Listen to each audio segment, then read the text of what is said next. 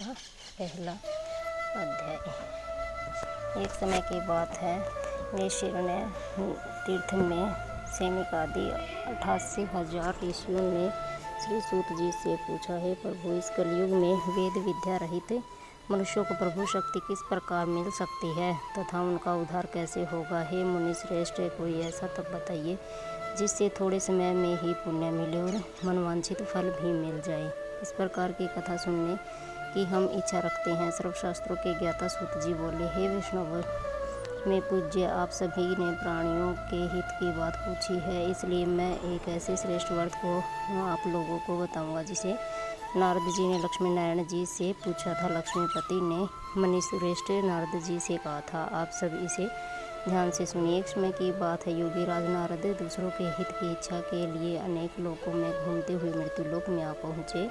यहाँ उन्होंने अनेक योनियों में जन्मे प्राय सभी मनुष्यों को अपने कर्मों द्वारा अनेक दुखों से पीड़ित देखा। उनका दुख देख नारद जी सोचने लगे कि कैसा यत्न किया जाए जिसके करने से निश्चित रूप से मानव के दुखों का अंत हो जाए। इसी विचार पर मनन करते हुए वह विष्णु लोक में गए। जहाँ वह देवों के इस नारायण की स्तुति करने लगे, जिनके हाथों में शंख चक्र गदा और है, गले में वरमाला पहने हुए हैं। स्तुति करते हुए नारद जी बोले, हे भगवान, आप अत्यंत शक्ति से संपन्न हैं। मन तथा वाणी भी आपको नहीं पा सकती है। आपका आदि मध्य और अंत नहीं है। निर्गुण स्वरूप सृष्टि के कारण भक्तों के दुख को दूर करने वाले हैं। आपको मेरा नमस्कार है।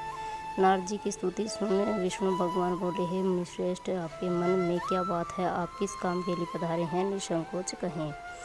एक समय की बात है, योगी राज नारद जी दूसरे के हित इस पर नारद जी बोले कि मृत्यु लोक में अनेक योनियों में जन्मे मनुष्य अपने कर्मों के द्वारा अनेकों दुख से दुखी हो रहे हैं। हे नाथ, आप मुझ पर दया रखते हैं तो बताइए कि मनुष्य थोड़े प्रयास से ही अपने दुखों से कैसे छुटकारा पा सकते हैं। श्री हरि बोले, हे नारद, मनुष्य की भलाई के लिए तुमने बहुत अच्छी बात पूछी है, जिसके करने से मनुष्य मोह से छूट जाता है। वह बात मैं कहता हूँ, उसे सुनो।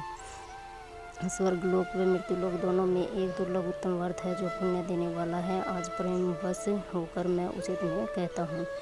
श्री सत्यनारायण भगवान का यह व्रत अच्छी तरह विधान पूर्वक मनुष्य तुरंत करे तो मनुष्य को तुरंत ही यहाँ सुख भोग कर मरने पर मोक्ष पाता है। श्रीहरि के वचन सुन नारद जी बोले, हे कि उस व्रत का फल क्या है और उसका विधान क्या है? यह व्रत किसने किया था?